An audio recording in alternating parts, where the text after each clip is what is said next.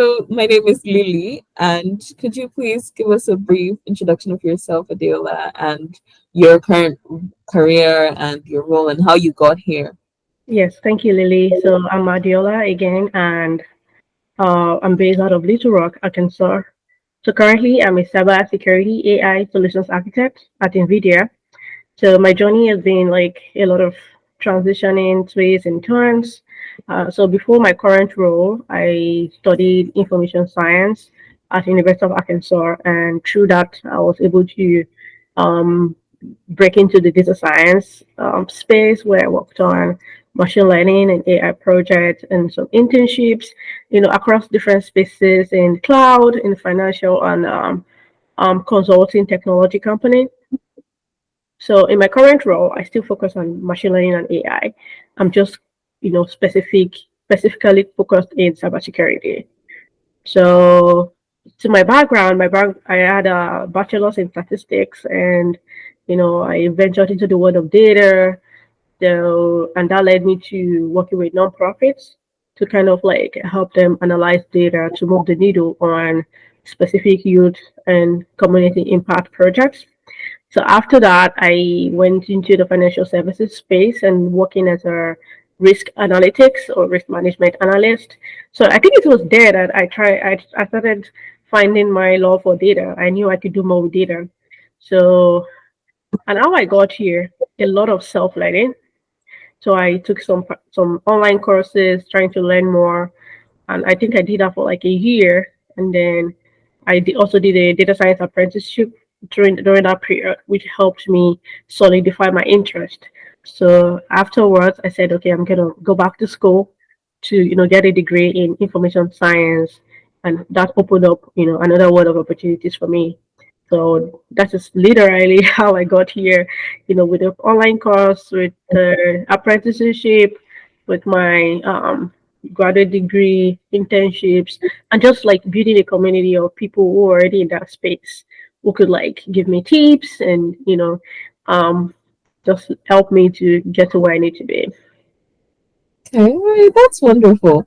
And you mentioned that you did a bachelor's in statistics. Did Yes, you always want to do data science after statistics, or what was the original plan, and how did you get into data science? that's a good question. Like I never knew anything about data science.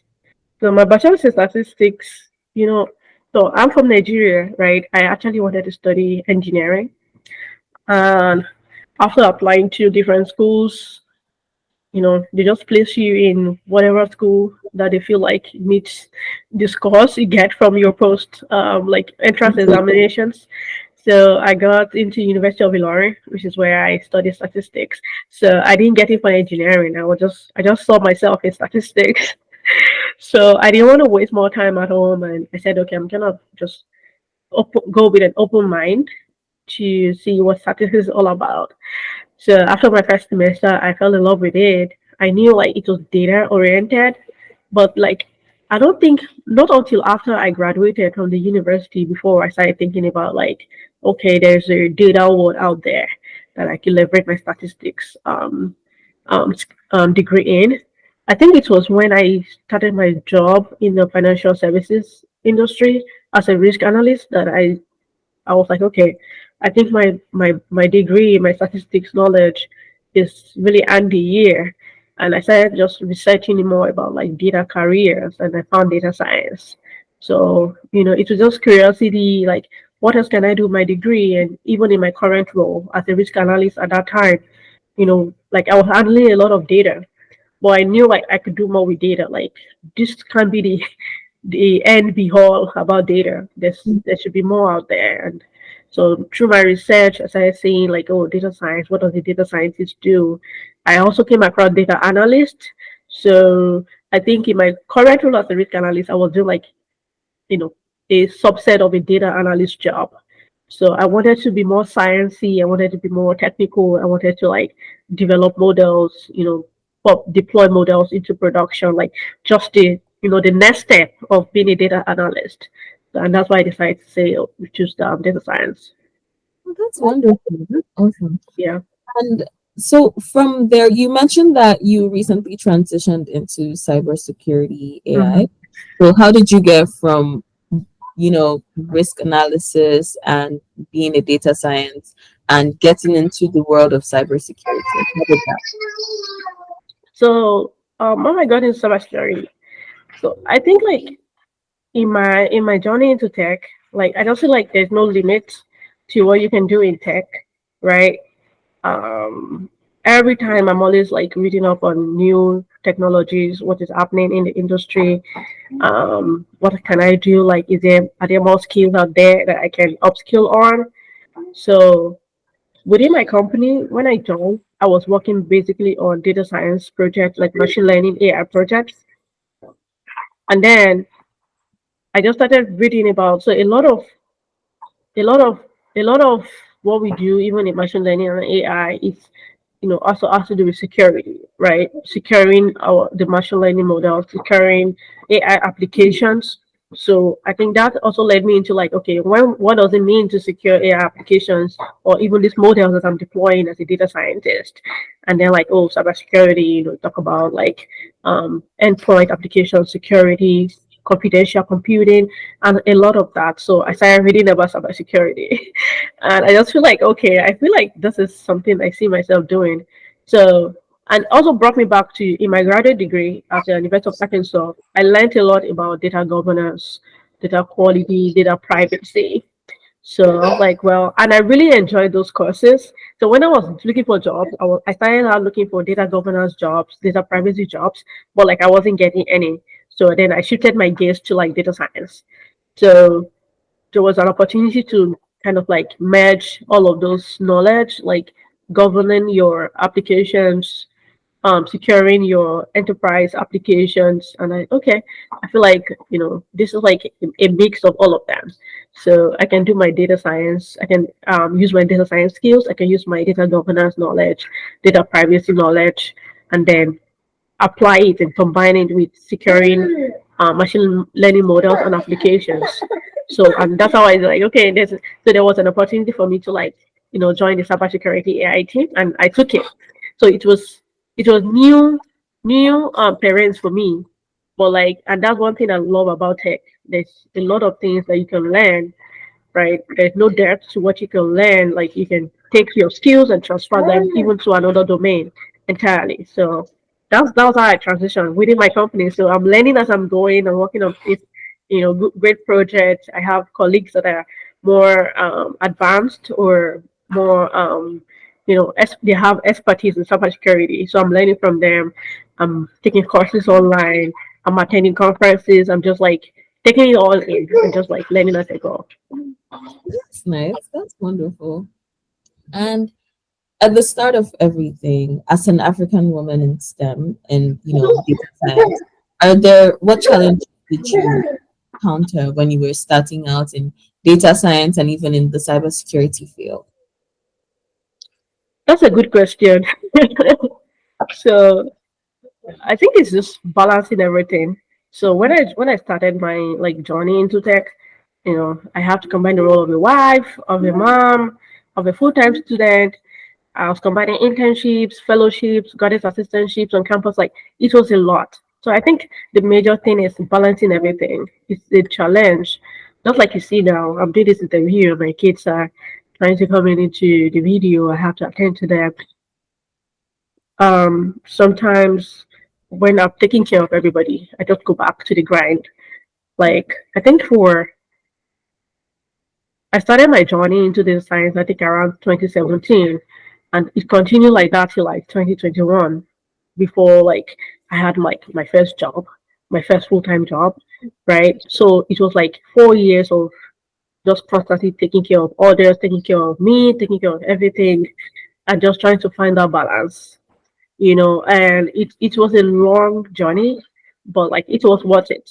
So what I do is I try to like just do everything I can do within the day, take care of the kids, the home, and then when everybody's asleep, I go back on the grind. Like I don't think in those 4 years I slept like 8 hours. I can't remember sleeping 8 hours because I'm always like learning, building community, attending conferences, and just trying to make myself like better and find where I need to be.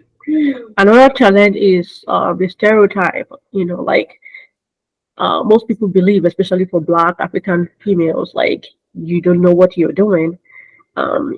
So fighting in that space to get your voice heard, to get your skills to be recognized, that you really brings, like, you have the technical skills and you just need to be given a chance.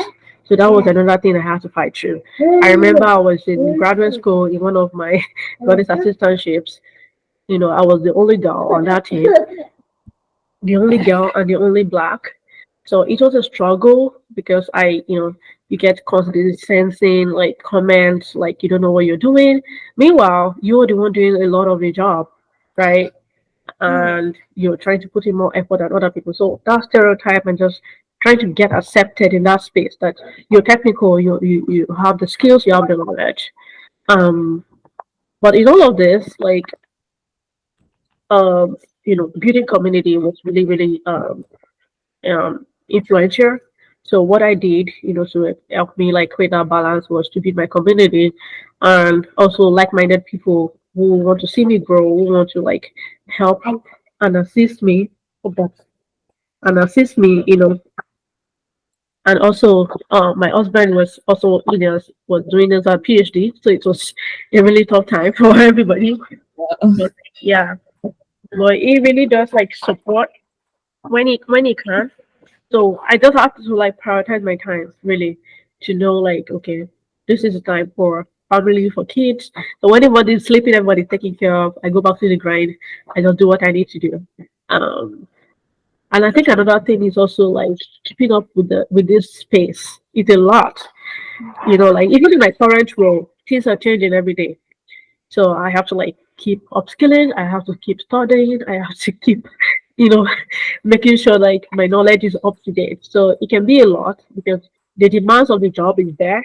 The demands from family, from community, from other things that I'm doing is there. So just balancing everything and making sure like I would say nothing suffers. Sometimes things suffer, but we just try to like make a way around it. Yeah. Okay. Wow, that's wonderful. It's very interesting experiences that you've had. Mhm. So based on your experience, what would you say, how would you say that we can overcome some of these challenges and stereotypes that are faced by other women and even upcoming females in the Mhm. data science space? That's a very good question. I think one of the things that um, my mentor shared with me that I've been running with is show up with data. Like, don't just say, "Oh, I can do this." I know, like, well, maybe for other people, like men, they may not have to like provide evidence, but like if you're trying to like, um, showcase your technical expertise or like what you've done, back it up with data. Like show Nigerian language say show workings, right? Show workings.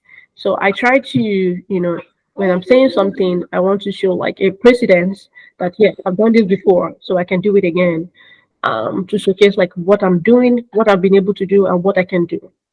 So come with data, advocate for yourself. I would never like this can't be overemphasized enough, and I'm learning it also in my career.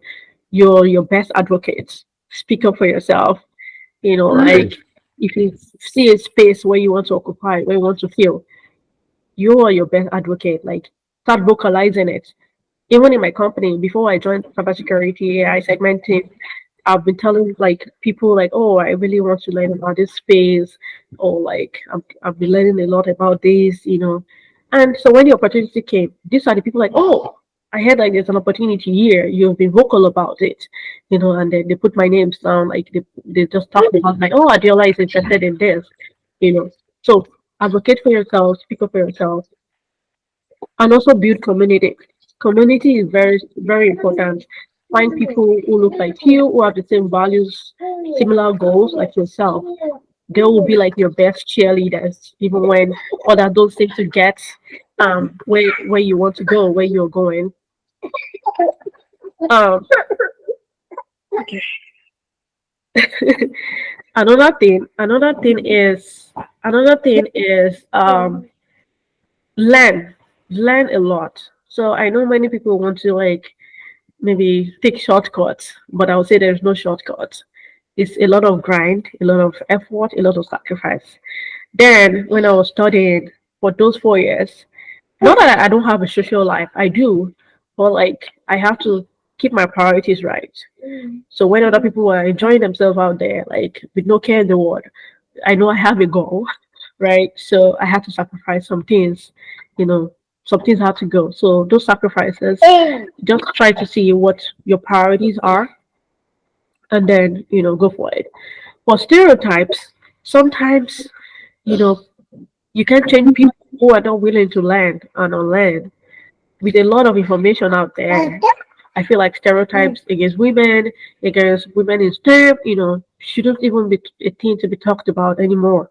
But like ignorance will always be ignorance. Like people will always want to just stick their ass in the sand and don't want to like open up their mind to know like things are not the same again. So just continue to like do what you have to do. Show up, take space.